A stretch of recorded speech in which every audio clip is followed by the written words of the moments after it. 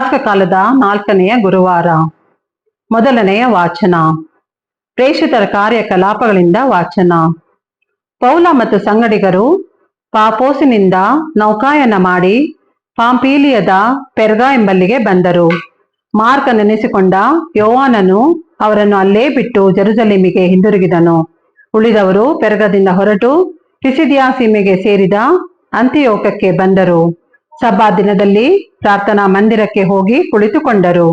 ಧರ್ಮಶಾಸ್ತ್ರ ಮತ್ತು ಪ್ರವಾದಿಗಳ ಗ್ರಂಥಗಳಿಂದ ವಾಚನವಾದ ನಂತರ ಪ್ರಾರ್ಥನಾ ಮಂದಿರದ ಅಧಿಕಾರಿಗಳು ಅವರಿಗೆ, ಸಹೋದರರೇ, ಜನರಿಗೆ ಉಪಯುಕ್ತವಾದ ಹಿತೋಕ್ತಿ ಏನಾದರೂ ಇದ್ದರೆ ಉಪದೇಶ ಮಾಡಿ ಎಂದು ಕೇಳಿಕೊಂಡರು. ಆಗ ಪೌಲನು ಎದ್ದು ನಿಂತು ಜನರಿಗೆ ನಿಶಬ್ದವಾಗಿರುವಂತೆ ಕೈಸನ್ನೆ ಮಾಡಿ ಹೀಗೆಂದು ಉಪದೇಶ ಮಾಡಲಾರಂಭಿಸಿದನು. ಇಸ್ರಾಯೇಲ್ ಬಾಂಧವರೇ ಹಾಗೂ ನಿಜ ದೇವರಲ್ಲಿ ಭಯ ಭಕ್ತಿಯುಳ್ಳ ಇನ್ನಿತರರೇ, ಕೇಳಿ. ಇಸ್ರಾಯೇಲ್ ಜನರ ದೇವರು ನಮ್ಮ ಪೂರ್ವಜರನ್ನು ಆರಿಸಿಕೊಂಡರು. ಈಜಿಪ್ಟಿನಲ್ಲಿ ಪರಕೀಯರಾಗಿ ವಾಸಿಸುತ್ತಿದ್ದ ನಮ್ಮ ಜನರನ್ನು ಪ್ರಬಲ ಜನಾಂಗವನ್ನಾಗಿ ಮಾಡಿದರು. ತಮ್ಮ ಮಹಾಶಕ್ತಿಯನ್ನು ಪ್ರಯೋಗಿಸಿ ಅವರನ್ನು ಈಜಿಪ್ಟಿನಿಂದ ಹೊರಗೆ ತಂದರು. ಬೆಂಗಾಡಿನಲ್ಲಿ ಸುಮಾರು 40 ವರ್ಷಗಳ ಕಾಲ ಅವರನ್ನು ಕಾಪಾಡಿದರು. ಕಾನಾನ್ ನಾಡಿನ 7 ಜನಾಂಗಗಳನ್ನು ನಾಶ ಮಾಡಿ ನಮ್ಮ ಜನರಿಗೆ ಆ ನಾಡನ್ನು ಸ್ವಾಸ್ಥ್ಯವಾಗಿ ಕೊಟ್ಟರು. ಹೀಗೆ ಸುಮಾರು 450 ವರ್ಷಗಳು ಕಳೆದವು.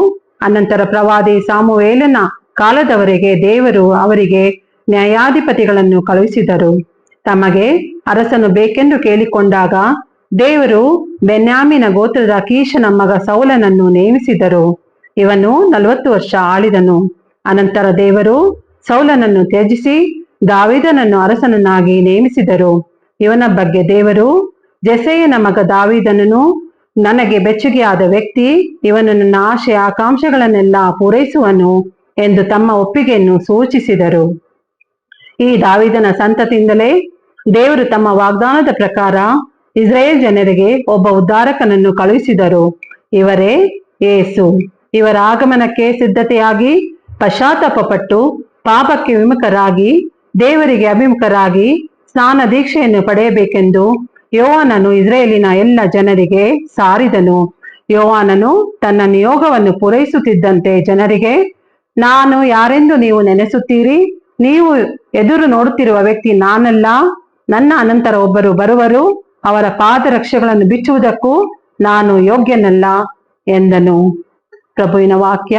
ದೇವರಿಗೆ ಕೃತಜ್ಞತೆ ಸಲ್ಲಲಿ. ಕೀರ್ತನೆ. ಶ್ಲೋಕ. ಪ್ರಭು, ಕೀರ್ತಿಸುವೆನು ಸದಾ ನಿನ್ನ ಅಚಲ ಪ್ರೀತಿಯನ್ನು. ಪ್ರಭು, ಕೀರ್ತಿಸುವೆನು ಸದಾ ನಿನ್ನ ಅಚಲ ಪ್ರೀತಿಯನ್ನು. ಸಾರುವೆನು ತಲತಲಾಂತರಕ್ಕೂ ನಿನ್ನ ಸತ್ಯತೆಯನ್ನು. ನಿನ್ನ ಚಲ ಪ್ರೀತಿ ಪ್ರಭು ನನಗೆ ಶಾಶ್ವತ ಸಿದ್ಧ, ನಿನ್ನ ಸತ್ಯತೆ ಆಗಸದಂತೆ ಸ್ಥಿರ ಸ್ಥಾಪಿತ. ಶ್ಲೋಕ. ಪ್ರಭು, ಕೀರ್ತಿಸುವೆನು ಸದಾ ನಿನ್ನ ಅಚಲ ಪ್ರೀತಿಯನ್ನು. ನನ್ನ ದಾಸ ದಾವೀದನನ್ನು ಗುರುತಿಸಿರುವೆ, ಪವಿತ್ರ ತೈಲದಿಂದವನನ್ನು ಅಭಿಷೇಕಿಸಿರುವೆ. ನನ್ನ ಕೈಯ ಆಸರೆ ಅವನಿಗಿದೆ ಸತತ, ನನ್ನ ಭುಜಬಲವು ಅವನಿಗೆ ಶಕ್ತಿಯುತ. ಶ್ಲೋಕ. ಪ್ರಭು, ಕೀರ್ತಿಸುವೆನು ಸದಾ ನಿನ್ನ ಅಚಲ ಪ್ರೀತಿಯನ್ನು. ನನ್ನ ಪ್ರೀತಿ ಸತ್ಯತೆಗಳು ಇರುವುದು ಅವನೊಂದಿಗೆ, ನನ್ನ ನಾಮ ನಿಮಿತ್ತ ಕೋಡು ಮೂಡುವುದವನಿಗೆ.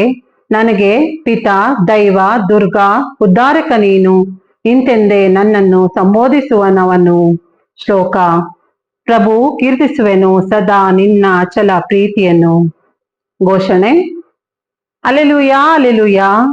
ಪ್ರಭು ಕ್ರಿಸ್ತರೇ, ನೀವೇ ನಂಬಲರ್ಹವಾದ ಸಾಕ್ಷಿಯೂ ಮೃತ್ಯುವಿನಿಂದ ಪುನರುತ್ಥಾನ ಹೊಂದಿದವರಲ್ಲಿ ಪ್ರಪ್ರಥಮರು, ನಮ್ಮನ್ನು ಪ್ರೀತಿಸುವವರು, ನಿಮ್ಮ ರಕ್ತದಿಂದ ನಮ್ಮ ಪಾಪಗಳನ್ನು ತೊಳೆದವರು ಆಗಿದ್ದೀರಿ.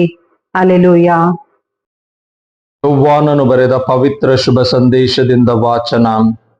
ಆ ಕಾಲದಲ್ಲಿ ಯೇಸು ತಮ್ಮ ಶಿಷ್ಯರಿಗೆ ಹೀಗೆಂದರು, ನಾನು ನಿಮಗೆ ಸತ್ಯವಾಗಿ ಹೇಳುತ್ತೇನೆ, ಧಣಿಗಿಂತ ದಾಸನು ದೊಡ್ಡವನಲ್ಲ, ಅಂತೆಯೇ ಕಳಿಸಲಾದವನು ಕಳಿಸುವವನಿಗಿಂತ ಶ್ರೇಷ್ಠನಲ್ಲ. ಇದನ್ನೆಲ್ಲ ಅರ್ಥ ಮಾಡಿಕೊಂಡು ಅದರಂತೆ ನಡೆದರೆ ನೀವು ಧನ್ಯರು. ನಾನು ನಿಮ್ಮೆಲ್ಲರನ್ನು ಕುರಿತು ಹೀಗೆ ಹೇಳುತ್ತಾ ಇಲ್ಲ, ಯಾರನ್ನು ನಾನು ಆರಿಸಿಕೊಂಡಿದ್ದೇನೆಂಬುದು ನನಗೆ ಗೊತ್ತು. ಆದರೆ ನನ್ನೊಡನೆ ಉಂಡವನೇ ನನಗೆ ದ್ರೋಹ ಬಗೆದನು. ಎಂಬುದಾಗಿ ಪವಿತ್ರ ಗ್ರಂಥದಲ್ಲಿ ಬರೆದಿದೆ. ಆ ಮಾತು ಈಡೇರಬೇಕಾಗಿದೆ. ಅದು ಈಡೇರುವಾಗ ಇರುವಾತನು ನಾನೇ ಎಂದು ನೀವು ವಿಶ್ವಾಸಿಸುವಂತೆ ಅದು ಈಡೇರುವುದಕ್ಕೆ ಮುಂಚೆಯೇ ನಿಮಗೆ ಹೇಳುತ್ತಿದ್ದೇನೆ.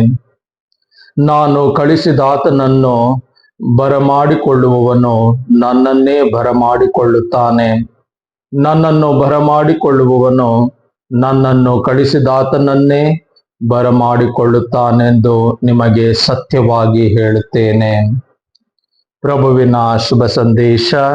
ಕ್ರಿಸ್ತರೇ ನಿಮಗೆ ಸ್ತುತಿ ಸಲ್ಲಲಿ.